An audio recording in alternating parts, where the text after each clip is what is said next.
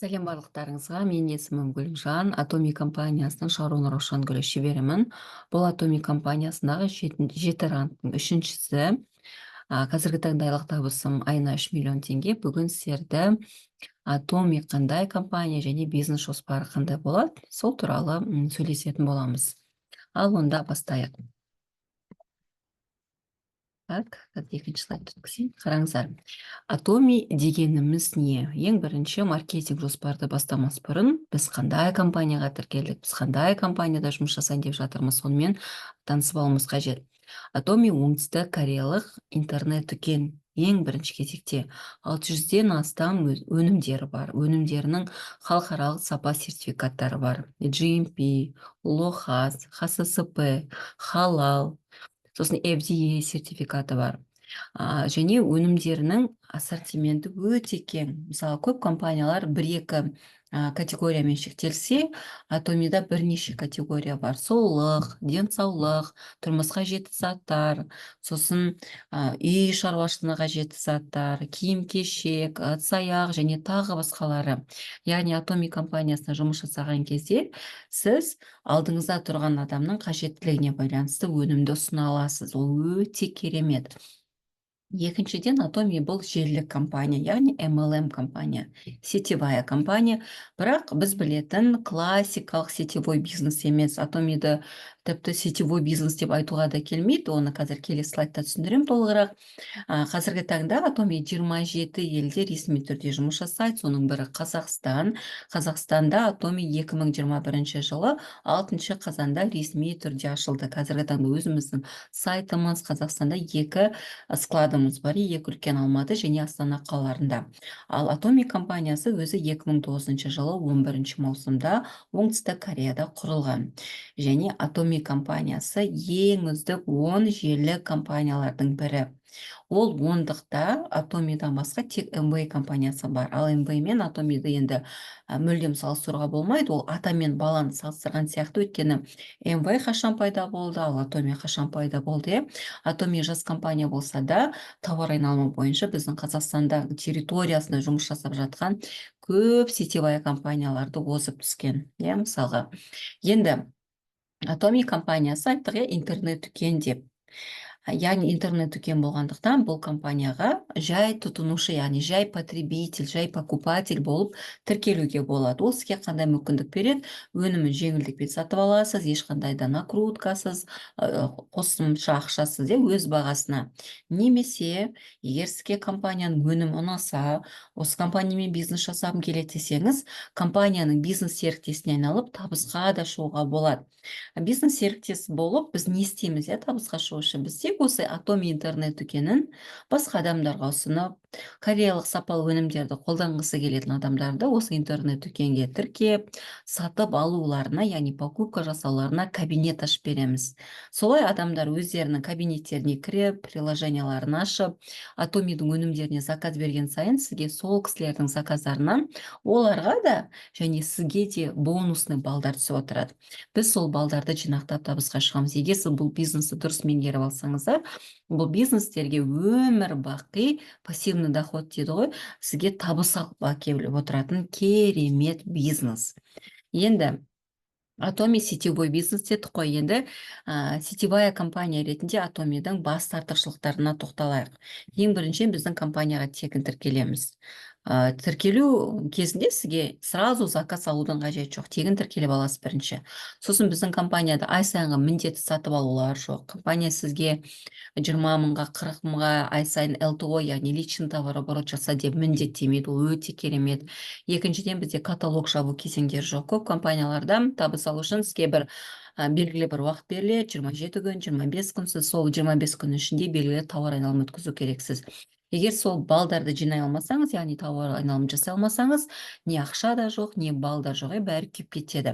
Атомида ондай каталог жабу кезеңдері жоқ. Бізде өзіңіздің жеке балдарыңыз ешқашан күймейді. Қанша жыл компанияда жұмыс жасайсыз, соншама жыл жеке балдарыңызбен бірге болады. Және топтық балдарыңыз, яғни біз табысы топтық балдардан, командалық балдардан аламыз ғой. Сол топтық балдарыңыз сізге қажетті бал жиналмағанша жиналып жата береді. Ол өте керемет. Мысалға, көп компанияларда керісінше аз уақыт беріп тез күйдіріп отыруға тырысады ғой балдарды, иә, компания көп ақша, енді артық ақша төлемес үшін партнерларға. Ал бізде керісінше компания сізді күтеді. Бір ай жинайсыз ба, 2 ай жинайсыз ба, 3 ай жинайсыз ба, ерте ме кеш пе біздің компанияда әрбір партнер өзінің ақшасын алады. Сосын бізде тек қана 2 тармақ, 6, 7, 8 тармақ құрудың қажеті жоқ. Өмірдегідей 2 қолыңыз сияқты сіздің 2 тармағыңыз болады. Сосын оңтүстік Корея дегенде бізде қандай ассоциация? Ол сапа, иә, ол өте мықты компаниялар, ол өте мықты құралдар, телефонымыз, теледидарымыз, барлығы бізде Кореядан жасалған, бет күтімі Кореяда. Сосын Atomy компаниясының халықаралық сапа сертификаттары бар. Жұмыс жасағанға өте ыңғайлы, кореялық өнімдермен, өткен ол сапа бірінші кезекте. Сосын біздің компанияда көп сетевая компанияларда бар, штраф, минустар, отрыв деген понятие жоқ. Мысалға, отрывқа тоқталайық. Көп сетевая компанияларда отрыв деген бар. Ол не? Егер сіздің астыңыздан сіздің тәрбиелеген, сіздің бар күшіңізді салған, еңбегіңізді салған лидеріңіз, мысалға, дәл сіз сияқты табысқа шықса, рангке шықса, компания сізден ол лидерді бөліп тастайды, отрывать етеді, жұлып алады сізден.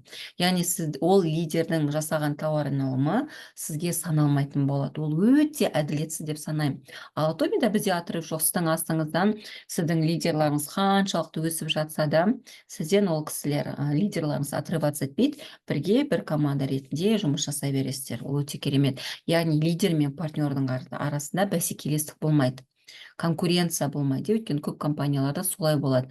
Лидер бана отрыв болмасы үшін партнерын өсуін қаламайды, өскенін қаламайды. Ал бізде керісінше партнерларымыздың өсу үшін барлық әрекет жасаймыз. Себебі партнеріміз өскен сайын біз де өсеміз компанияда. Сосын ақша жағына келетін болсақ, өте керемет. Бізде премиялар, яғни рангке шықсаңыздар, премиялар айына 2 рет төленеді, айдың 7-ші және 22-ші күндері. Және топтық бонустар, яғни командаңыздан өткен бонустарға айына 4 рет ақша төленеді. Әрбір сейсенбі күні. Каждый вторник, бізде денежный вторник деген бар. Аптасына 1 рет каждый вторник күні сол топтық тауар айналымға ақша алып отырамыз. Және ең бастысы біздің контракт, біздің Atomy компаниясымен бағанағы келісіміміз 3 ұрпаққа дейін мұрагерлікпен беріледі. Ол нені білдіреді? Яғни қазір сіздің тауып жатқан табысыңызды кейінірек сіздің балаларыңыз және немерелеріңіз де алады. Яғни сіз 3 ұрпаққа қазір жұмыс жасап жатырсыз. Мысалға, сіз бір мықты компанияның директоры болсаңыз да, менеджері болсаңыз да, топ менеджер, сіз кейінірек ол должностьтық лауазымыңызды балаларыңызға сіз тастап кете алмайсыз мұрагерлікпен. Ал бұл жерде сондай мүмкіндік бар. Ол өте керемет. Сосын мысалы көп компаниялар автобонуспен қызықтырып шақырады ғой, бірақ ол автобонусты көбінесе олар лизинг, кредитқа беріп жатады, рассрочка беріп жатады. Яғни сен өзің табысыңнан ай сайын сол машина үшін ақша төлеп отырасың. Ал Атомида ол 100% сыйлық, сізге ешқандай да ақша төлеудің қажеті жоқ. Компания сізге сыйлыққа береді. Сосын шетелге саяхаттар бар, өте мықты ақшалай бонустар бар Atomy компаниясында. Қазір оның бәрін келесі слайдтарда қарастыратын боламыз. Және ең бастысы Atomyда сіз табысты тек өзіңіз шақырған партнерлардан емес, сізден кейін тіркелген әрбір партнердан 100% аласыз. Өзіңіз тікелей шақырмасаңыз да, сіздің партнерларыңыздың партнерынан, олардың партнерынан, яғни тереңдікке, в глубину, в ширину, сізден кейін қанша адам тұр, солардың барлығынан 100% табыс аласыз. Ол тоже Atomyдің мықтылығы. Енді маркетингті бастамас бұрын компания бізге не үшін ақша төлейді, соған тоқталайық. Компания бізге өткізген тауар айналымыз үшін ақша төлейді, яғни конкретный, реальный товарооборот үшін ақша төлейді. Көп адамдар, мысалға, бизнестің мәнін, сутін түсінбейді, уақыттарын құр босқа өткізіп жүреді, не табысқа аша алмайды. Сіз табысқа шығу үшін не үшін маған компания ақша төлейді, соны түсіну керексіз. Компания сіздерге жай ғана компанияға тіркелгеніңіз үшін, жай ғана адамдарды тіркегеніңіз үшін, жай ғана Инстаграмда Atomy компаниясын мақтағаныңыз үшін, өнімдерін рекламировать еткеніңіз үшін ақша төлемейді. Компания сізге реальный товарооборот. Ол не товарооборот дегеніміз не? Яғни сіз осы интернет дүкенге адамдарды шақырасыз, өнім туралы бөлісесіз. Осы интернет дүкеннің өнімін сатып алғысы келген адамдарды осы интернет дүкенге тіркейсіз, және сіз тіркеген адамдар осы интернет дүкеннен өнім сатып ала бастайды, яғни товарооборот өте бастайды. Басқа жерден емес, базардан емес, магазиндерден емес, Атоми магазиннен ала бастайды. Мысалға қараңыздар, мына мысалда Жұбаниязова Ақайшы деген кісі 1800 балға Атомидан өнім сатып алған. Міне, реальный товарооборот деген осы.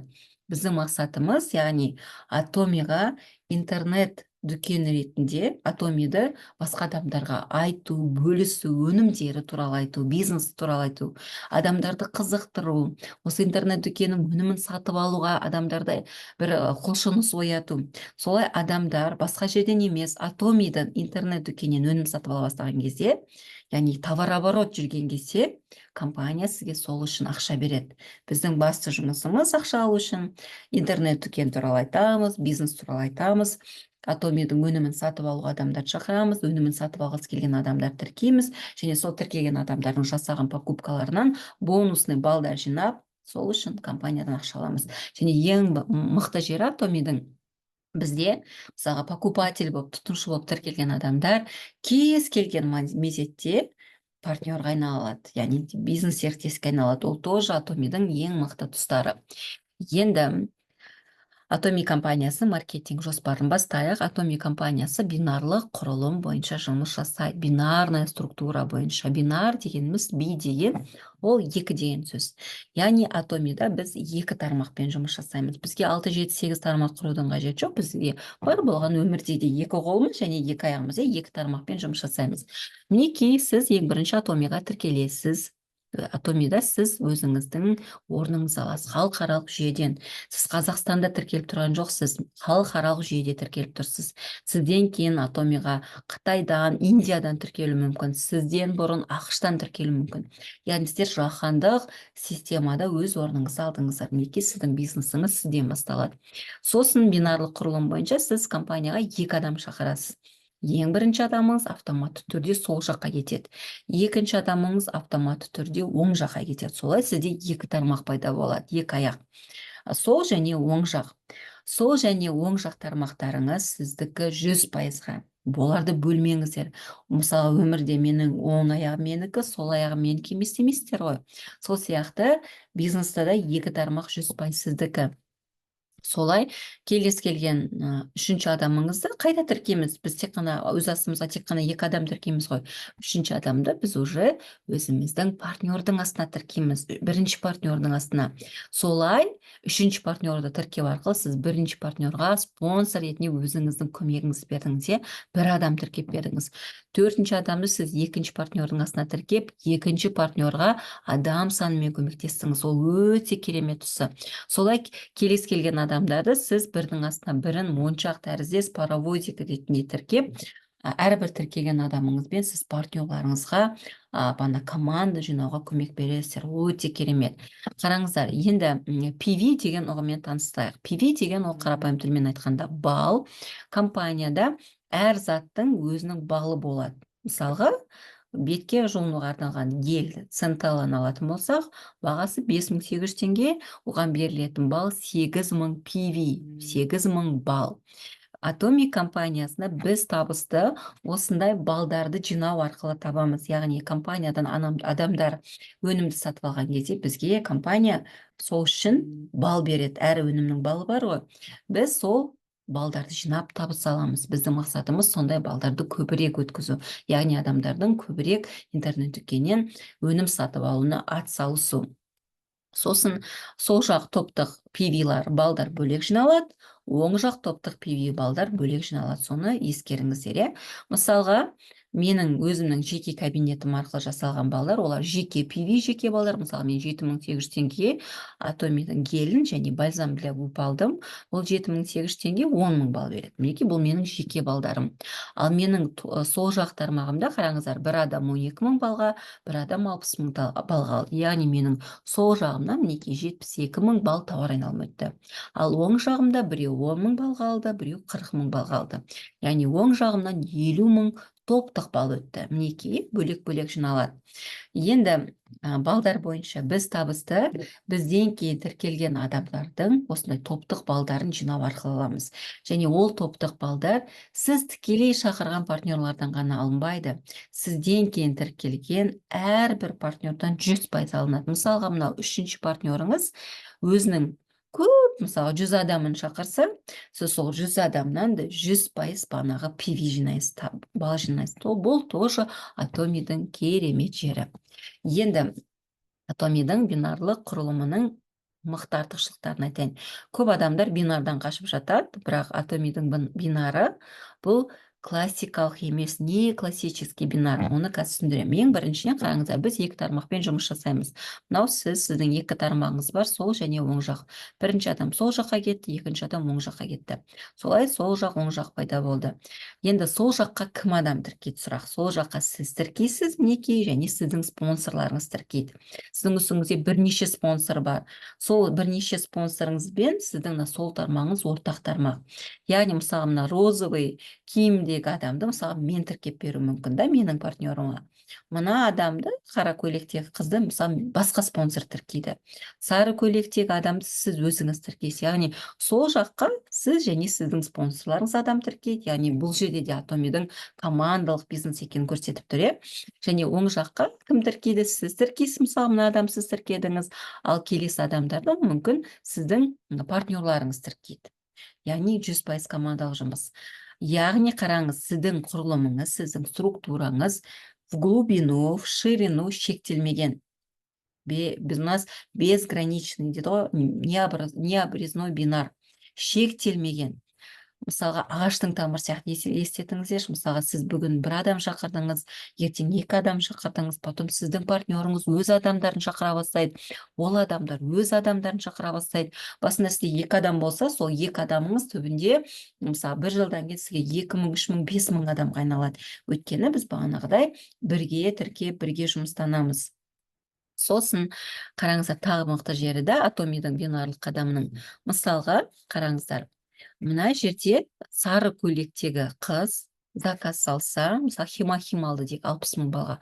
Осы 60 000 балл төменнен жоғарыға қарай бүкіл үстінде тұрған адамдарға саналады. Өзіне де саналады, және ол адамдарға. Мысалға, мына сары көйлектегі қыздың балы мына кісіге саналды, розовый көйлектегі кісіге, мына кісіге, маған, менің үстімдегі бүкіл адамдарға саналады. Солай өте керемет, төменнен жоғары, яғни табысқа шығуға әрбір адамның мүмкіндігі бар. Өйткені бұл жерде адамдарды тек қана сіз тіркемейсіз, біз ортақ тіркейміз.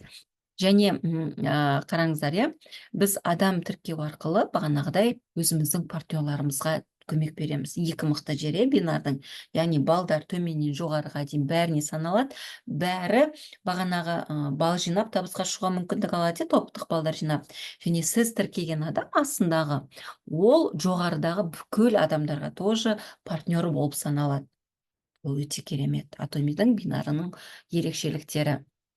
Сосын тағы мынандай нәрсеге назар аударайық. Мысалға, мынау мен өте мінезім жабық адамын, тұйық адамын, адам шақыра алмаймын деге, мен бар болған 2 адам шақырдым, биік. 2 адам шақырдым. Бірақ менің шақырған адамдарым активный адам болды да, олар өз адамдарын шақыра бастады. Сосын бұл кісілердің адамдары өз адамдарын, олар өз адамдарын. Қараңыздар, ол мені білдіреді, Atomi'да бинарлық құрылымның арқасында сіздің характеріңіз, мінезіңіз, қандай тұйық болмаңыз, жабық болмаңыз, сізде бұл жерде пенсионер адам болыңыз, декреттегі ана болыңыз, танысыңыз аз адам болыңыз, бағанағы ортақ құрылым арқылы, ортақ структура құрылу арқылы бәрінің табысқа шығу мүмкіндігі бар. Өте керемет ол. Енді қысқаша дұрыс құрылым туралы айтып кетейін. Ең бірінші адам тіркеген кезде Atomi'ға міндетті түрде өзіңізді тіркеген спонсорыңызға хабарласыңыз. Өйткені адам тіркегенде қателік жіберуге болмайды. Біз 2 тармақпен жұмыс жасаймыз. Ең бірінші тіркеген адамыңыз сол жаққа кетеді автоматты түрде, екінші адамыңыз оң жаққа кетеді.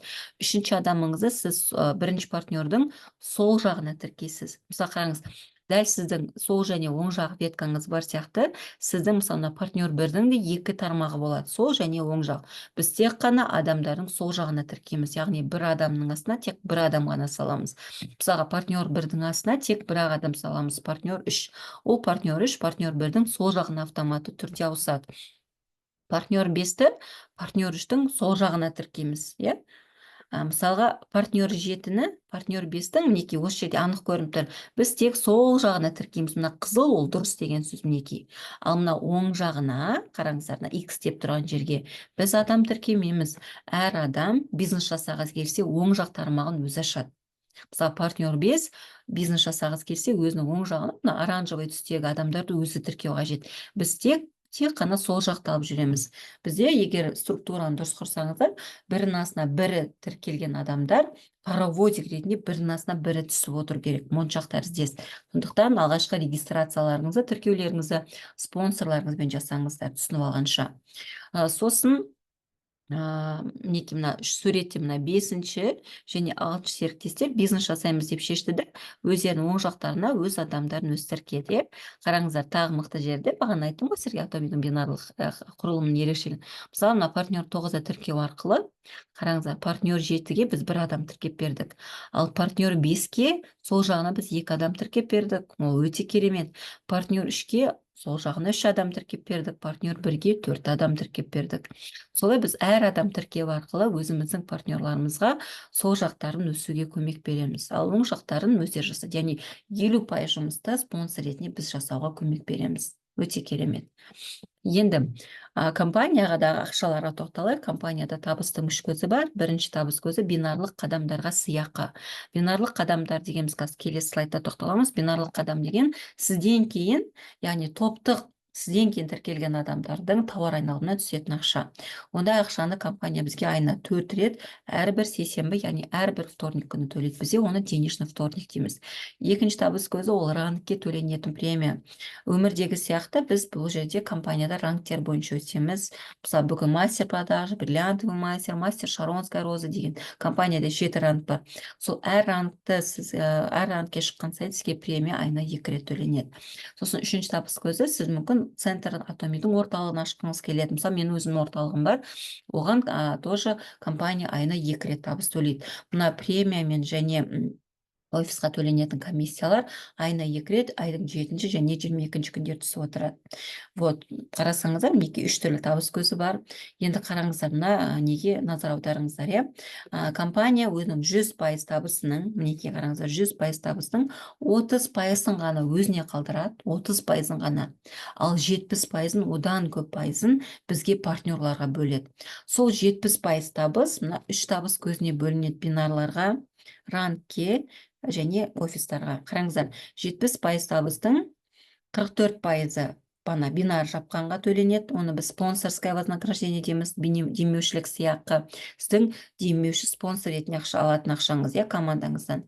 Екінші, ранг жапқан үшін премиялар. Оны бізде мастерские вознаграждение дейді. Қазақша айтқанда шеберлік сыйақылар 20%. И 6%-ы банағы офистардың жетекшілеріне төлейді. Мінекей осындай. Енді ең бірінші танысатын ұғым бинарлық қадам деп аталады маркетинг жоспарымызда. Бинарлық қадам дегеніміз сіздің, қараңыздар, сол және оң жақ тармақтарыңыздан, 2 тармақтан өткен тауар айналым. Осы тауар айналым үшін бізге компания ақша төлейді. Бинарлық қадам деген ол белгілі бір тауар айналым. Бізде бинарлық қадамның 7 түрі бар. Ең кішкентай бинарлық қадам бізде ол 300 000 балл, мінекей 300 000 балл. Сол біздің ең компанияға тіркелгеннен кейінгі ең бірінші мақсатымыз сол алғашқы бинарлық қадамды жауып, компаниядан алғашқы табысымызды алу. Егер бинарлық қадамды бір рет жапсаңыздар, келесі бинарлық қадамдарыңыз тез жабылады және табыс тек өсе береді. Енді бинарлық қадамдар қалай жабылады? Жабылу үшін қандай шарттары бар? Ең бірінші шарт, сіздің жекеңізде 10 000 балл болу керек. Яғни сіз жекеңізге 10 000 балға тапсырыс жасап өнімін алу керексіз. Жекеңізде 10.000 балл болмаса, сіз компаниядан ақша ала алмайсыз. Астыңыздан миллиондаған товар оборот өтсе де, астыңызда көп структура болса да, егер жекеңізде 10.000 балл болмаса, сіз табыс алмайсыз. Система үшін сіз 0 болып тұрасыз. Бизнес серіктес ретінде система сізді көрмейді. Сондықтан 10.000 баллды тездетіп өзіміз жасаймыз, және адам тіркесеңіздер, сол адамға 10.000 баллдың маңыздылығын түсіндіріңіздер. Көп адамдар 10.000 балл туралы айтпайды, адамдар жүре береді, түсінбей, не істеулерін білмей. Яғни бинар жабу үшін бірінші қадам жекеңізге 10.000 балл, және сол жағыңыздан 300.000 балл, және оң жағыңыздан 300.000 балл өткізу. Егер осы 3 шарт өтсе, яғни жекеңізде 10.000 балл бар, екі жағыңыздан 300.000 өтсе, сіз бинар жабасыздар. Енді бинарды қалай жабамыз? Мысалға, сіздің бірінші тіркеген партнеріңіз Самат 60.000 балға Химахим сатып алды. Сосын оң жағыңызда Алия 120.000 балға Абсолют наборын сатып алды. Сосын сіздің Самат деген партнеріңіздің партнері Дулат, сіз бұл Дулатты білмейсіз, бірақ ол сізден кейін структурада тұр. Ал біз айттық, бізден кейін тіркелген әрбір адамнан біз 100% табыс аламыз деп. Дулат деген кісі 240.000 балға Химахим сет алады, Химахимнің 4 штугын алады. Сонда қараңыздар, неге әр жақтың, әр тармақтың балдар бөлек жиналады. Мысалы, сол жағыңызда қараңыздар, 60.000 балл, 240.000 балл өтті. Санасақ, қоссақ 300.000 балл. Яғни оң жағыңыздан 300.000 балл өтті. Енді оң жағыңызда сіз тіркеген Сания 70.000 балға продукт салды, ал Алияның партнері Лаура 60.000 балл. Лаураны сіз танымайсыз, бірақ Лаура сіздің структураңызда сізден кейін тұрғандықтан, оның баллы сізге 100% саналады. И Саша деген партнеріңіз 50.000 балға заказ салды. Сонда 120, 70, 60 болса күнде балдар саналып отырады. И кешкі сағат 9-да күнделікті система қарайды, 300.000 балл өтті ма, өтпеді ма? Кешкі сағат 8-де деген, кешкі сағат 8-де 300.000 өтпесе, келесі күнге ауыстырып жібереді. И келесі күні кешкі сағат 8-де тағы қарайды. 300.000 өтті ма, өтпеді ма деп. Мысалға, әйтеуір бір күні сізде, мысалы, бір аптадан кейін, может, бір айдан кейін сізде кешкі сағат 8-де системаға қарағанда 300.000 балл және 300.000 балл жиналса, сіз компаниядан өзіңіздің алғашқы бинарлық қадамыңызды жауып, ақшаңызды аласыз. Енді қанша ақша, ол бізде келесі слайдта. Қараңыздар, қанша ақша аламыз? Ол біздің жекемізде қанша балл бар, соған байланысты. Біз айттық қой, компанияға тіркелеміз, өнімді сатып аламыз. Қараңыздар, мысалы 300.000 балл тауар айналымы өткен кезде, егер сіздің жекеңізде тек 10.000 балл бар болса, яғни сіз тіркелдіңіз, тек 10.000 балға заказ салдыңыз, алғашқы заказың, содан кейін, допустим, вообще заказ салмадыңыз дейік. Компания бізге ай сайын заказ салуды міндеттемейді ғой. Егер сіздің жекеңізде 10.000 балл, оң және сол жақтан сізде 300.000 балл тауар айналымы өтсе, сіз компаниядан 6.300 теңге аласыз. Ол бір күндік табысыңыз. Бұл бинарлық қадамдар сізде болашақта күнде жабылады. Аптасына 6 рет жабылады. Тек жексенбі күні ғана бізде демалыс күні болып саналады. Жексенбі күні өткен балдар немесе жұма күнге, немесе бағанағы сенбі күнге, немесе дүйсенбі күнге ауысып кетеді жексенбі күнгі балдар. Сонда біз бір аптада 6 рет жабаламыз. Сонда бір айда 26 күн жабаламыз, орта есеппен. Сонда 6.700-ді 26 күнге көбейтсеңіздер, сонда бір айда 174.000 теңге аласыздар. Егер сіздің жекеңізде 300.000 балл болса, яғни сіз компанияға тіркелдіңіз, сосын компанияның өнімін сатып ала бастадыңыз, осы айда шампуньын, келесі айда пастасын, порошогын, яғни сіз компанияның өнімін ұнаттыңыз, сатып ала бастадыңыз, өзіңізге қажетті заттарды. Компания сізді міндеттемесе де өзіңізге ұнап өнім ала бастадыңыз. Сол кезде сіздің жекеңізде егер 300.000 балл болса, қараңыздар, дәл осындай тауар айналымы үшін 300.000 өтті, 300.000 өтті. Бірақ сіз жекеңізде 300.000 балл болса, сіз 20.000 теңге аласыздар. Бір күнде 20.000, ал бір айда 20.000-ды 26 күнге бетсеңіздер, бір айда 520.000, жарты миллион теңге. Өте керемет. Қараңыздар, енді біз айттық қой, біздің алатын табысымыз компанияда, ол біздің жеке балымызда, жеке кабинетімізде неше балл бар, соған байланысты деп. Ол бізде дистрибьютор деңгейі деп аталады. Яғни біздің компаниядан бинарлық қадамдар үшін алатын ақшамыз дистрибьютор деңгейімізге байланысты. Ең біріншіден компанияға тіркелгенде айттық, алғашқы заказдарыңыз 10.000 балға салу керексіздер деп. 10.000 балға заказ салғанда сіздің дистрибьютор деңгейіңіз торговый представитель болады. Сосын уақыт өте келе бере сіздің кабинетіңіздегі балдарыңыздың суммасы 300 мың балды құраған кезде сіз агент боласыз. Агент болудың пайдасы, сіз дәл осына 300 мың балға 6.700 теңге емес 20 мың теңге аласыз. Яғни дистрибьютор деңгейіңіз жоғарылаған сайын сіздің компаниядан алатын ақшаңыз да көбейе береді. Келесі дистрибьютор деңгейі үшінші, бұл бізде спецагент деп аталады. Спецагент болу үшін жекеңізде 700 мың балл болу керек. Қараңыздар, спецагент болсаңыздар, сізге мына 300 мың балл бинарлық қадамнан бөлек 700 мыңдық бинарлық қадам, жаңа бинарлық қадам ашылады. 700 мың сізде өтсе, сіз бір күнде 40 мың, ал бір айда 1 миллион аласыздар. Сосын келесі дистрибьютор деңгейі 1 миллион 500 мың. 1 миллион 500 мың теңгелік дистрибьютор деңгейі дилер болсаңыз, сізге қараңыздар, жаңа бинарлық қадам ашылады. Яғни сізден бір күнде оң және сол жақ тармағыңыздан 1,5 миллион балл өтсе, сіздер бір күнде 80 мың теңге, ал бір айда 2 миллион аласыздар. Сосын келесі дистрибьютор деңгейі 2 миллион 400 мың балл. 2 миллион 400 мың балл бар адам, жекесінде, ол дистрибьютор деңгейі эксклюзивный дистрибьютор, және оған мына бүкіл бинарлық қадамдар ашылады. Яғни эксклюзивный дистрибьютор 300 мың бинарлық қадам жабылады, 700 мыңдық, 1,5 миллиондық, 2,4 миллиондық, 6 миллиондық, 20 миллиондық, 50 миллиондық бинарлық қадам жабылады. Яғни 50 миллион өтсе, бір күнде 400 мың теңге алады, ал бір айда 10 миллион. 20 миллиондық тауар айналымы өтсе, бір күнде 330 мың, ал бір күнде 8 миллион 500 мың теңге алады. Көріп тұрсыздар, дистрибьютор деңгейі артқан сайын сіздің командадан алатын ақшаңыз да арта береді. Енді қараңыздар, сіздерде мынандай сұрақ туып тұр. Жекемізге 700 мың балл, жекемізге 1,5 миллионға балға продукт салу, жекемізге 2 миллион 2,4 миллионға продукт салу сұмдық қой деп ойлап отырған шығарсыздар, әрине. Ал компания біздің бағана айттық, маркетинг планы шикарный, керемет. Бізге жекемізге балл салмай, яғни осынша қымбат суммаға заказ салмай, мына дистрибьютор деңгейіне шығудың бізде екінші жолы бар. Қазір сіздерге түсіндіріп беремін. Мінекей 5 дистрибьютор деңгейі бар дедік. Дистрибьютор деңгей не үшін қажет? Бағанағы компаниядан алатын ақшаңызды көбейту үшін, яғни бинарлық қадамдарды өсіру үшін, үлкен бинарлық қадамдарды жабу үшін, және рангтерге шығу үшін, премиялар алу үшін қажет, жаңа рангтерді бағындыру үшін.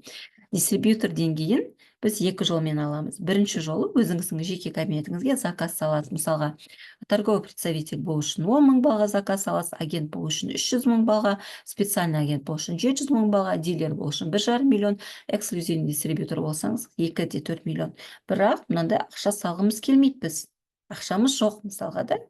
Не істеуге болады? Компания сізге екінші жолын ұсынады. Ол үшін сіздер екінші шарт, мінекей оқыңыздар. Екінші шарт, командалық тауар айналымы арқылы шығуға болады. Яғни егер сіз мықты лидер болсаңыз, сіздің мықты командаңыз болса, жекеңізге ақша салмай, осы дистрибьютор деңгейлерін алып, мықты бинарлық қадамдар жабуға болады. Оның үшін қалай жасаймыз? Енді қарайық. Ең бірінші дистрибьютор деңгейін біз тек қана бір-ақ жолмен аламыз. Жекемізге 10 мың балға заказ салу арқылы. Но екінші дистрибьютор деңгейінен бастап, бізде екі жол бар дистрибьютор болудың. Біріншісі жекеңізге балл саласыз, ал екіншісі сізге тауар айналымы арқылы командалық. Ол не деген сөз? Мысалы, агент болу үшін жекемізге 300 мың балға заказ өту керек, заказ салуымыз керек. Немесе екінші жолы алдыңғы айда, заказ қаңтар болса, желтоқсан айында осы қажетті 300 мың балдан 2 есе көп тауар айналымы өтсе, 300 мыңды 2-ге көбейтсек, ол 600 мың балл.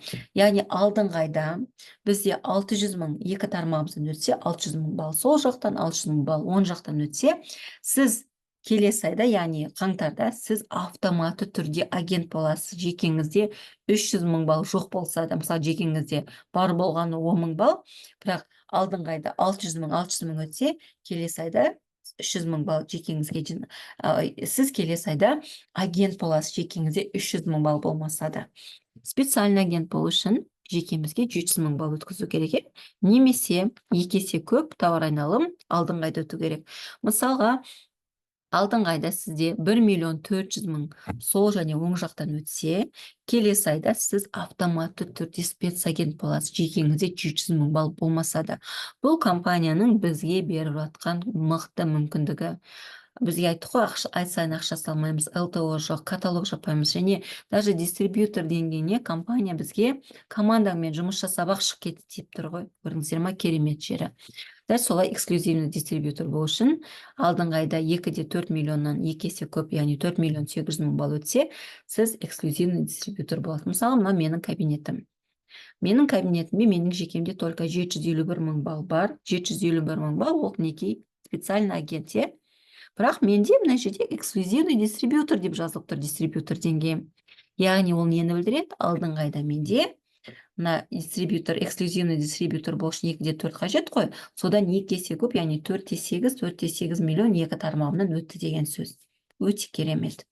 Дистрибьютор деңгейін сіздер спонсорское вознаграждение деген бөлімге барып көре аласыздар. Енді қайтадан мына слайдқа оралайық. Яғни бізде Атомида дистрибьютор деңгейінің 5 түрі бар. Торговый представитель, агент, спецагент, дилер, эксклюзивный дистрибьютор. Дистрибьютор деңгейін алудың 2 жолы бар. Бірінші жолы жекеңізге өзіңіз балл жинайсыздар, өнім сатып аласыздар, немесе екінші жолы командалық тауар айналымы арқылы алдыңғы айда өткен дистрибьютор деңгейін алуға болады. Ол өте керемет Атоми компаниясының. Сосын дистрибьютор деңгейлер не үшін қажет? Бізге жаңа бинарлық қадамдар ашылу үшін. Атоми компаниясында 7 түрлі бинарлық қадам бар. Ең аз бинарлық қадам ол 300.000 балл. Біз барлықтарыңыз сізде осы 300.000 балдан бастайсыздар. Компанияға келгендегі басты мақсаттарыңыз осы 300.000 балл тауар айналымы өткізу. 300.000 балл өтті ма, сіз 20.000 немесе 6.700 теңге аласыз, дистрибьютор деңгейіңізге байланысты. Сосын специальный агент болып, келесі дистрибьютор деңгейіне өткен кезде сізге қараңыздар, жаңа бинарлық қадам ашылады. Яғни сіз қараңыздар, 300.000-дық бинарлық қадам жаба аласыздар, немесе 700.000-дық. Сізге жаңа табыс көзі ашылады. Дилер болсаңыздар, сіздерге 300.000-700.000-ға қоса сізге жаңа бинарлық қадам ашылады, 1,5 миллион. Яғни сізде бір күнде 1,5 миллион өтсе, сіз 80.000 теңге аласыз. Егер мысалы бір күнде 700.000 өтіп жатса, 40.000 аласыздар, е. Но дилер болсаңыз, сіз мынада 2,4 деген, 6 деген бинарлық қадам жаба алмайсыздар. Ол үшін сіздерге эксклюзивный дистрибьютор болу керек, яғни келесі дистрибьютор деңгейіне өту керек. Келесі дистрибьютор деңгейіне өткен кезде сізге мінекей 4 түрлі жаңа бинарлық қадамдар ашылады. Қараңыздар, бір күнде 120.000, бір күнде 200.000, бір күнде 330.000, бір күнде 400.000 теңге алатын. Бұл өте керемет. Сондықтан дистрибьютор деңгейін жоғарылатуға тырысыңыздар. Ол үшін не істейміз? Командамызға көп адамдар тіркейміз, көп тұтынушылар, көп бизнес партнерлар шақыру.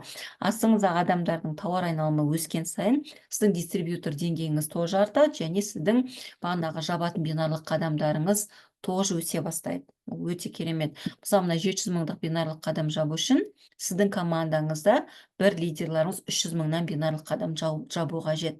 Яғни осы да мықты да, Атомидің өзің табыс тапқың келе ма, астындағы адамдар табысқа шығуына көмек бер. Мысалы, 1,5 миллиондық бинар жапқым келе ма, значит, менің командамда 300.000, 700.000-дық бинарлық адамдар жабатын лидерлар болу керек. Бұл компанияда бірінші табыс көзі. Енді бинарлық қадамдар бойынша, мынаны потом чатқа жіберем, өздеріңіз қарай салыңыздар. Қысқаша айтсам, Атоми компаниясында біз заказды 3 түрлі датамен бере аламыз. Ол бүгінгі дата, кешегі дата және ертеңгі дата. Ол не үшін жасалған, мінекей қараңыздар. Заказ беріп жатқан кезде біз 3 түрлі дата таңдай аламыз, күнді. Не үшін? Мысалға, ол бинарлық қадамдарды дұрыс жабу үшін. Мысалға, 4 шілде күні, мысалға да 4 шілде күні сізде 500.000, 600.000 өтті. Яғни 700.000-дық бинарлық қадам жабу үшін сізде балл жетіспей қалды. 300.000, 300.000 өтіп тұр, бірақ 700.000-ға жетпей тұр. Өйткені 500 және 600.000. Мысалға 5 январь күні, 5 шілде күні сіздерге заказ түсті химахимдарға. Сіз сол заказдарыңызды кешегі датамен 4 январьмен өткізу арқылы бағанағы бинарлық қадамдарыңызды 700.000 қылып, 20.000 орнына бір күнде 40.000 теңге алуға мүмкіндік аласыздар. Ол да компанияның бинарлық құрылымының, бинарлық жоспарының мықты тұсы. Ешбір компанияда ондай жоқ. Керісінше компаниялар қуанады ғой, сіздердің 40 мың теңгенің орнына 20 мың теңге алғандарыңыз үшін, иә. Ал Атоми сізге бинарлық қадамдарың дұрыстап ал, дұрыс бинарлық қадам, көп бинарлық қадам жабуға мүмкіндік ал деп тұр, иә. Бұл да өте керемет. Сосын мына слайдты дұрыстап өздеріңіз тағы бір зерттеңіздер.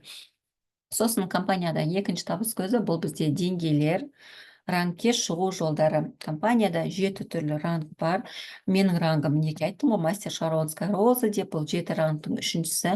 Ең бірінші ранг мастер продаж, бриллиантовый мастер, мастер Шаронская роза, стар мастер, роял мастер, краун мастер, империал мастер. Біздің спонсорлармен түсіндіріп кетейін. Мысалы, мен сіздердің спонсорларыңыз мастер Шаронская розамын, және Гүлстан бізде мастер Шаронская роза, Айнұр, Айна деген қыздар. Стар мастер бізде кім? Бізде ол Виктория Пак, Катринка Стай спонсорларым стар мастер, иә. Роял мастер бізде Владимир Хигай, Стелла Хигай, краун мастер бізде Тая және Мунгем деген біздің мықты лидерларымыз, және империал мастер бізде бұл Лидоку, Ким Йон Сук деген біздің Кореядағы лидерларымыз. Менің мысалға осы жылға мақсатым стар мастер болу. Стар мастер болу үшін мен не істеуім қажет? Оны қазір осы сабақта түсіндіретін боламын. Ал онда кеттік. Компаниядағы ең бірінші ранг ол мастер продаж. Мастер продаж болу үшін біздің бағана айттық қой, дистрибьютор деңгейі бізге бинарлық қадамдарды жабу үшін қажет, жаңа бинарлық қадамдарды ашу үшін, және рангке шығу үшін қажет деп.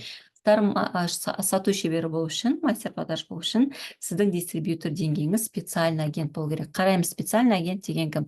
Специальный агент деген жеке балл 700 мың балл, неке, немесе алдыңғы айда 1,4 миллион 2 веткасынан өту қажет. Яғни сіз стар мастер болу үшін, сату шебері болу үшін специальный агент боласыз. 2 жол. Өзіңіз таңдайсыз, қай жолмен боласыз. Либо жекеңізге 700 мың балл жинайсыз, немесе алдыңғы айда 1,4 миллион 2 тармақтан өткізесіз.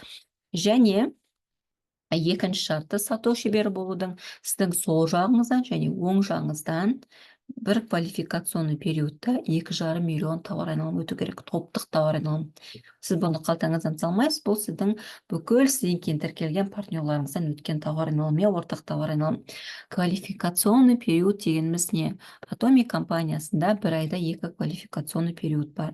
Бірінші квалификационный период айдың 1 және 15 күндер, яғни 2 апта, бірінші 2 апта, және екінші квалификационный период 16 айдың соңына дейін. Ол бізде екінші квалификационный период.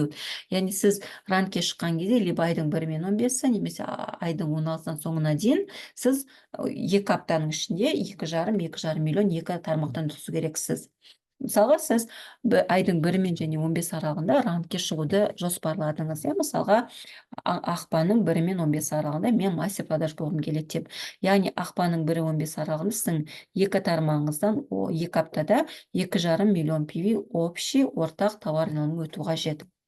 Егер сізде осы 2 шарт орындалса, сіз спецагентсіз, 2 тармағыңыздан 2,5 өтсе, сіз мастер продаж боласыздар. Мастер продаж болғанның, мастер продаждың табысы 1 мың, 3 мың доллар. Неліктен ондай разница? Бір мастер продаждар 1000 доллар алады, бір мастер продаждар 3 мың доллар алады. Ол сіздің қандай бинарлық қадам жабуларыңызға байланысты. Мысалы, бір мастер продаждар күніне 20 мың теңгелік, яғни 303 мыңдық бинарлар жабады.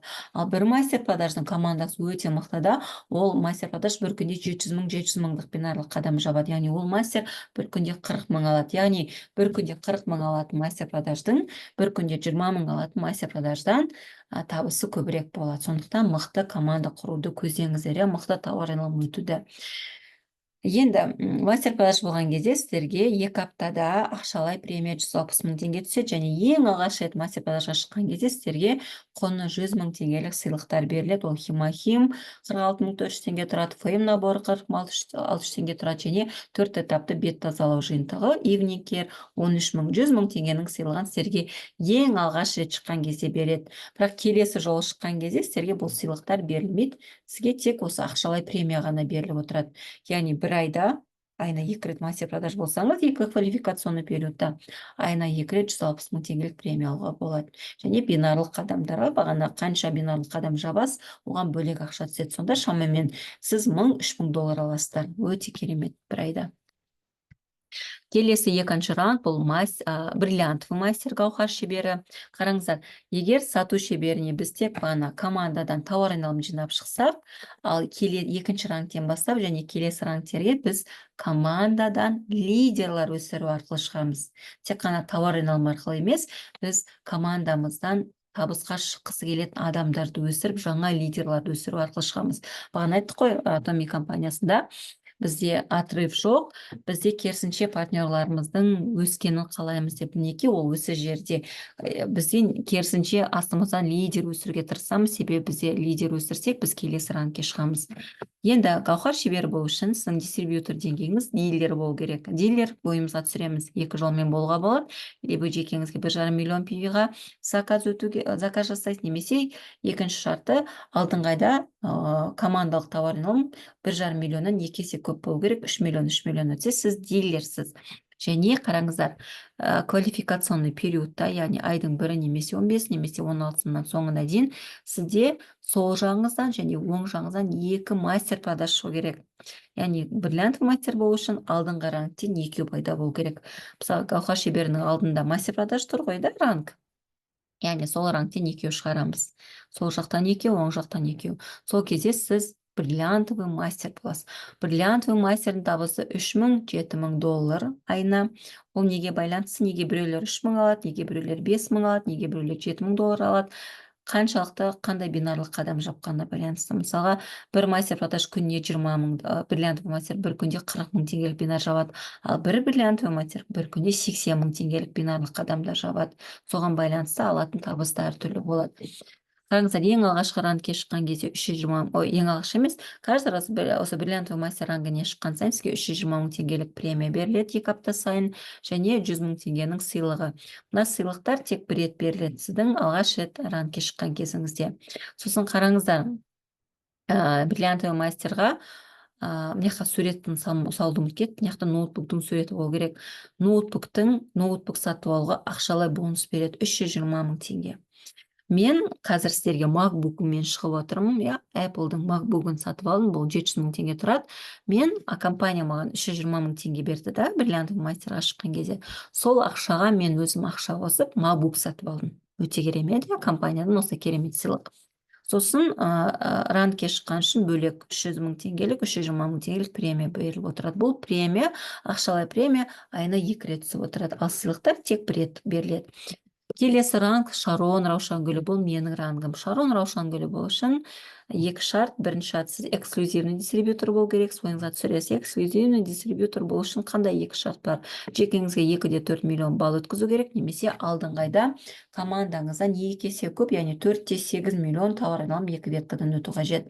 Сосын екінші шарты, Шарон Раушангүлі болу үшін алдыңғы ранг, ол бриллиантовый мастер ғой, 2 гауһар шебері сол жақтан 2, оң жақтан 2 шығу қажет. Яғни 4 гауһар шеберін шығарасыздар 2 аптада.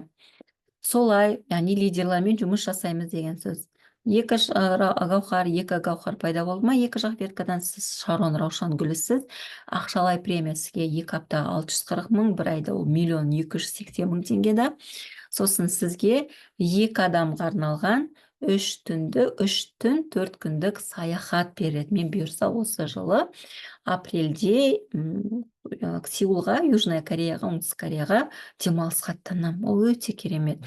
Сосын ранг сыйақыны айттым, табысы $7000-14 000. Енді қандай бинарлық қадам жабасыз, соған байланысты. Мен қазір мысалы мастер Шаронская роза ретінде 3 миллион теңге аламын айына. Ол өте керемет табыс. Сосын 4-ші ранг Star Master, дәл солай алгоритм, яғни Star Master болу үшін эксклюзивный дистрибьютор боласыз, 2 Шарон шебер шығу керек, сол және оң жақтан қандай сыйлықтары бар? Премиясы, қараңыздар, Шаронда 640 000 болса, Star Master'да 3 200 000 теңге 2 аптада ақшалай премия. Каждый раз сіз Star Master рангын подтверждать еткен сайын, растаған сайын сізге 3-те 2 миллион теңге түсіп отырады. Яғни 2 апта сайын 3-те 2 миллион теңге ақшалауға болады. Керемет. Сонымен қоса 4 адамға арналған, семьяңызға арналған саяхат 4 адамға арналған. Өте керемет. Енді Royal Master болу үшін эксклюзивный дистрибьютор боласыз, ойыңызға түсіресіз қалай шығамыз, және әр тармақтан алдыңғы ранг, яғни Star Master'дан, мысалы алдыңғы ранг Star Master ғой, яғни Royal Master болу үшін Star Master'дан сол жақтан және оң жақтан екеуден, яғни ортақ 4 Star Master шығу қажет. Royal Master'ın табысы $38.000 бір айда, өте керемет. Сосын қараңыздар, Royal Master рангке шыққан кезде 2 апта сайын 15 миллион теңге премия беріліп отырады. Онымен қоса 4 адамға саяхат, онымен қоса сізге корпоративті картаңызға, сіздің жай шығындарыңызға 320 мың теңге компания ақша беріп отырады. Әр осы Royal Master рангын растаған сайын. Және сізге аренда, мына жерде машина сыйлыққа бермейді, бұл жерде просто сіздің машинаны жалға, яғни аренда алуыңызға 170 мың теңге ақша беріп отырады. Тоже керемет. Келесі 6-шы ранг бұл Crown Master системасы. Дәл солай эксклюзивный дистрибьютор боласыз, және алдыңғы рангтен екеуден шығасыз. 2 Royal Master, сол жақтан 2 Royal Master, оң жақтан. Табысы қанша? Табысы $56 мың бір айда. Сосын қараңыздар. Royal Master 15 миллион алса, премияда 2 апта сайын рангке шыққан үшін. Crown Master 93 миллион теңге, 2 апта сайын 93 миллион теңге. Кредитный картаңызға 785 мың теңге түсіп отырады. Осы Crown Master'ды растаған сайын. 4 адамға 11 түнге, 10 күнге саяхат, керемет. Сосын машина, міне автобус осы жерден басталады. Сіз люкс классындағы сізге машина сыйға беріледі. Рассрочкаға, лизингқа емес, басқа компаниялар сияқты сізге сыйлыққа беріледі. Сіз машинаны алсаңыз болады, немесе 20 миллион 300 мың теңгені ақшалай алсаңыз болады. Компания сізге таңдау береді. Және ең соңғы ранг, бұл біздің бәріміздің мақсатымыз империал болу. Империал мастер болу үшін екі шарт, баяғы рангтер сияқты да алдыңғы эксклюзивный дистрибьютор боласыз, және сол және оң жақтан алдыңғы рангтен, яғни Crown Master'дан 4 шығу керек. Сол жақтан 2, оң жақтан 2. Айлық табысы $85 мың. Imperial Master болған кезде сіздерге мынандай дәу тележкамен, видеосын чатқа жіберем. Дәу тележкамен 320 миллион теңге, 1 миллион вонда сіздерге банағы сыйақы премия беріледі. 320 миллион теңге, қыздар. Өте керемет. 320 миллионнан 2 рет алсаңыздар, айына 640 миллион. Қанша ақша, е? Сонымен қоса қараңыздар. 10 күнге саяхат 4 адамға, сосын корпоративті картаңызға 1,6 миллион. Әрбір осы Imperial Master растаған сайын сізге просто шығындарыңызға беріп отырады. Сосын люкс классындағы машина сыйлыққа беріледі. Либо машина алсаңыз болады, либо машина 25 миллион теңге ақшалай алсаңыздар болады. Сосын ассистентке ақша төлейді, жеке ассистентіңіз болады, 200 мың теңге соған беріп отырады. Және офис 165 шатаспастан 165 квадрат шаршы метр офистің арендасына 405 мың теңге ақша беріп отырады. Күшті ғой, маған ай сайын 405 мың теңге берсе, офис арендовать етіп, жеке ассистентімен сол офиста жұмыс жасайсыз, керемет, люкс классындағы машина айтасыз. Бұл Atomi компаниясындағы екінші табыс көзі. Бірінші табыс көзі айтты, бағанағы бинарлық қадамдармен ақша аламыз. Екінші табыс көзі осы рангтерге шығу арқылы осындай премиялар, осындай сыйлықтар аламыз. Енді осымен біздің маркетинг план бітті. Енді дальше қарасаңыздар болады. Мен дальше сіздерге компаниядағы бағанағы ақшаларымыздың қалай есептеледі, соған кішкене математический сабақ. Кімге қызық, қарасаңыздар болады. Қараңыздар. Бізде Atomi компаниясына бинарлық қадамға бізге 19.364, шамамен 20 мың теңге ақша төленеді. Бұл 20 мың теңге қайдан шығып жатыр? Соған тоқталайық. Мінекей бір бинарға төленетін сыйақыны ақшасы, қараңыздар, әлемдегі бүкіл әлемдік тауар айналымның коэффициентіне байланысты. Бізде коэффициент деген ұғым бар, оны қазір разбирать етемін екен. Сол коэффициенті, К деген коэффициенті, сіз бинарлық қадамның көбейткіштеріне, множительдерге көбейтесіздер. Мысалға, қараңыздар, әр бинарлық қадамның өзінің множителі бар. 300 мыңдық бинарлық қадамның, егер сіздің жекеңізде 10 мың балл болатын болса, жекеңізде 10 мың балл, 300 мың балдық бинарлық қадам жапсаңыз, сізге 5 множитель беріледі, 5 көбейткіш. Мына санды, 5 деген санды біз бір нәрсеге көбейту керекпіз, яғни коэффициентке көбейтеміз, вот, бинарлық қадам ақша үшін. Егер сіз агент болып 300 мыңдық бинарлық қадам жабатын болсаңыз, сізге 15 көбейткіш беріледі, 15 множитель, мінекей мына жерде. Егер сіз спецагент болып 700 мыңдық бинарлық қабадам жабатын болсаңыз, сізге 30 множитель беріледі, 30 көбейткіш. 1,5 миллиондық бинарға 60 множитель, 60 көбейткіш, 2-де 4 миллиондық бинарлық қадамға 90 көбейткіш, 6 миллиондыққа 150 көбейткіш, 20 миллионға 250 көбейткіш та множитель, және 50 миллионға 300 множитель беріледі. Көбейткіш, яғни множитель, ол постоянный, тұрақты сан. Ол ешқашан өзгермейді. 5, 15, 30, 60, 90, 150, 200, 300 осын жаттап алу қажет. Ал мына коэффициент, қыздар, мына коэффициент ол өзгереді. Коэффициент неден шығады? Қазір енді соған, мына бинарлық қадамның көбейткіші туралы түсіндіңіздер ғой, иә? Енді коэффициент қайдан шығады, соған тоқталайық. Енді коэффициент дегеніміз не? Қараңыздар, коэффициент дегеніміз, иә? Оқып берейін сіздерге. Кореяда компанияның күнделікті тауар айналымын санап, белгілі бір, яғни коэффициент шығарып отыратын сервер орналасқан. Бізге сервер дейді, яғни былай қараңыздар. Бұл коэффициент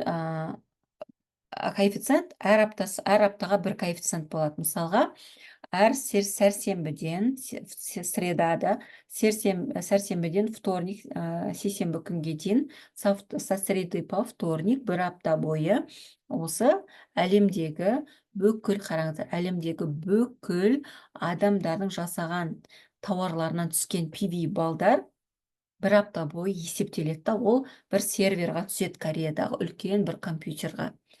Мінекей мынау суммалар, бүкіл барлық партнерлардың әлемдегі PV тауар айналымының суммасы.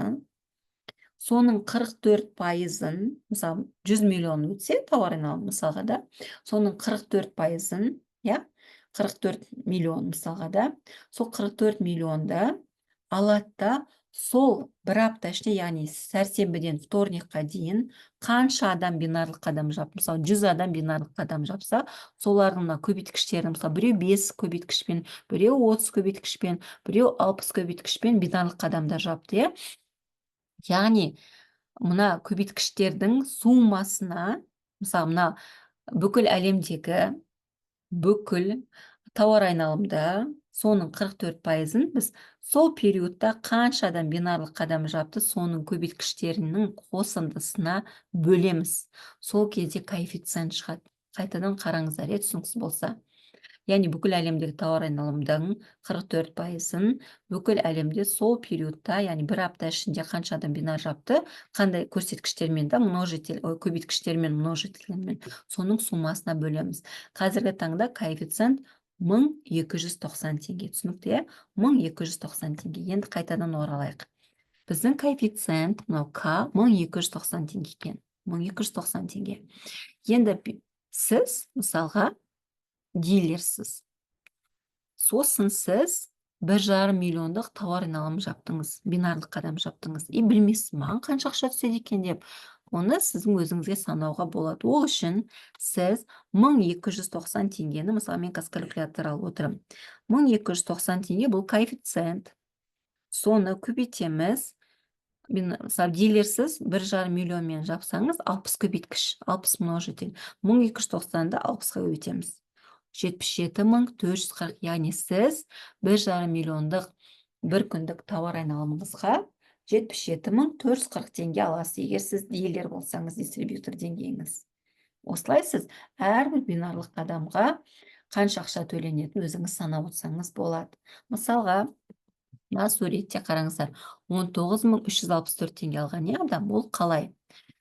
Бұл адам, скорее всего, агент. Қараңыздар, 1290-ды, мұна көбейткішті, ол агент тегі, значит, 15-ке көбейтеміз. Көбейтеміз 15-ке, 1290 көбейтеміз 15-ке. Сонда 19.350 теңге шығып тұр. Мінекей мына сумма шығып тұр. Түсінікті ғой, солай сіздер өздеріңіздің бинарлық қадамдарыңызға қалай саналатын түсініп, лидер ретінде оны білу өте маңызды. Мінекей, мұны ожитель көбейткіш тұрақты сан, ол ешқашан өзгермейді, оны жаттап алуымыз қажет. Ал коэффициент ол өзгеріп отырады. Мысалға, осы аптада 1290 болса, келесі аптада 1300 теңге болуы мүмкін. Үшінші аптада 1280. Не үшін? Өйткені әр апта сайын әлемдегі тауар айналымы бір тұрақты болмайды ғой. Бір аптада мықты болуы мүмкін, бір аптада кішкене әлсіреуі мүмкін. Сондықтан әлемдегі тауар айналымға байланысты коэффициенттің суммасы тоже өзгеріп отырады. Коэффициенттің суммасы өзгерген сайын біздің компаниядан алатын мына бинарлық адамдарға табысымыз да кішкене өзгеріп отырады. Мысалға, осы айда осы мысалы аптада 19 мың алсаңыз 364 теңге, келесі айда 20 мың алуыңыз да мүмкін. Соған байланысты. Сосын мынандай курс конвертация дегенге тоқтала сайын, біздің курс конвертация Атомида 3-те 3100. Ол қалай? Мысалға, Atomi компаниясы бұл халықаралық компания. Мына суретте көріп отырсыздар, бинарлық адамға КРВ деп тұр, корейский вонмен 60 мың 30 вон төленген. Бірақ компания бізге вонмен бермейді, бізге оны теңгеге айырбастайды, яғни конвертация жасайды. Бірақ банктердегі бағанағы вонның теңгеге конвертациясы және Атомидің ішкі конвертациясы ол бөлек суммалар.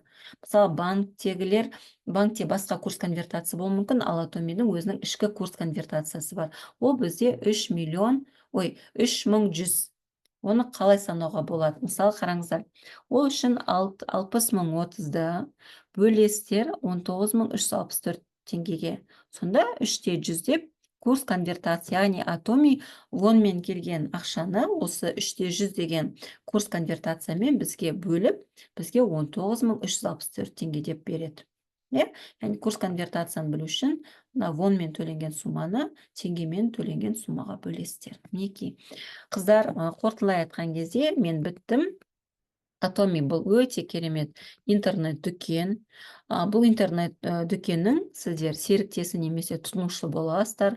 Егер сіздер компанияның тұтынушысы болып ақша тапқыларыңыз келсе, сіздер компания сізге не үшін ақша төлейді, соны түсіну керексіздер. Компания бізге товар айналымын жасаған үшін ақша төлейді, яғни товарооборот өткізген үшін. Товарооборот өткізу дегеніміз ол не? Сіздің осы интернет-дүкен туралы адамдармен бөлісуіңіз, интернет-дүкенге шақыруыңыз, адамдардың басқа жерден емес Atomi интернет-дүкеннен өнім сатып алуына көмектесуіңіз. Солай сіз тіркеген адамдар компаниядан өнім сатып ала бастаса, сізге PV дейміз, бал түсе бастайды, PV-лар, балдар. Сол жинаған PV-ларыңызға байланысты компания сізге ақша төлейді. Сізге просто тіркеліп қойып, жай 100 адамды тіркеп, бірақ ол адамдардың заказ салмаса, сізге компания бірде-бір ақша төлемейді. Яғни сіз аз адам тіркесеңіз де, сол тіркеген адамдарыңыз осы компанияның өнімін сатып алуға сіз көмек беруіңіз керексіз. Яғни қызықтыру қажет, өнім туралы айту керек, Инстаграм жүргізу қажет. Просто так Инстаграмды жүргізгеніңіз үшін тоже компания ақша төлемейді. Сіз Инстаграмды жүргізсеңіз, мақсатыңыз болу керек. Мен Инстаграм жүргізу арқылы, компанияның продукциясымен бөлісу арқылы мен бағанағы компанияға адам тіркеуім қажет. Сол тіркеген адамдарым өнім сатып алу қажет деген сияқты сізде ой болу керек. Не үшін ақша төлейді? Компания товарооборот үшін ақша төлейді. Конкретный, реальный товарооборот үшін. Соны білу өте маңызды. Сосын қараңыздар, товарооборот бойынша, мына бағанағы товарооборотты сіз жалғыз жасамайсыз. Сіздің адам тіркедіңіз ғой, ол адамдарыңыз өз адамдарын шақырады, ол адамдар өз адамдарын. Яғни товарооборотты, бағанағы PV-ларды біз команда болып жинаймыз. Сіздің структураңыз өскен сайын, астыңызға адамдардың саны көбейген сайын, сіздің товарооборот тоже көбейе береді. Қараңыздар, мысалы басында сіздер ең бірінші келгенде сізден 300 мың бал товарооборот бір айда жиналуы мүмкін, 2 айда жиналуы мүмкін. Сіз бір ай, 2 айдан кейін 20 мың теңге алуыңыз ғана мүмкін. Бірақ командаңыз өсе бастайды ғой. Сіздің, мысалы, сіз 10 адам шақырсаңыз осы айда, сіздің адамдарыңыз 10 адамыңыз 10 адам шақырса, уже сізде 100 адам болады, ал 100 адамнан сізде 700 мыңдық товар айналымы өтуі мүмкін. Сол кезде сіз бір күнде 40 мың аласыз. Потом ол адамдар өз адамын шақыра бастайды, сізде 1,5 миллиондық товар айналымы өтеді. Сонда сіз бір күнде 80 мың аласыз. Бір күнде 2-де 4 өтеді, бір күнде 120 мың, бір күнде 200 мың, бір күнде. Түсіндіңіздер ғой, ақша қайда жатыр? Ақша, сіз адамдар просто так тіркемейсіз. Тіркеген адамдарыңыз, мысалы, бизнесқа келсе, оларға осындай маркетинг планын түсіндіріп, не үшін ақша келетінін түсіндіріп, адам тіркеуді үйретіп, заказ алуды үйретіп, маркетинг планды үйретіп, астыңыздағы адамдарды бизнес үйретіп, сіздің де табысыңыз артады, және олар да табысқа шыға бастайды. Бизнестің сути осы. Сатып алушыларды, сути, мәні да, сатып алушылар тіркейміз, бизнес партнерлар тіркейміз, сатып алушыларға дұрыс консультация беріп, өнім сатып алуына көмек береміз, тауар айналымын жасаймыз. Бизнес партнерларға бизнестің мәнін түсіндіреміз, оларға өз кезегінде тұтынушылар және бизнес серіктестер тіркеуін түсіндіреміз, өйткені олар да табысқа шығуға қажет. Осылай жұмыс жасау арқылы Atomic компаниясында мінекей миллиондарды бағындыруға болады. Сіздермен бірге болған мен Гүлімжан. Мен записьті тоқтатайын. Сұрақтарыңыз болса жазыңыздар, қыздар. Так.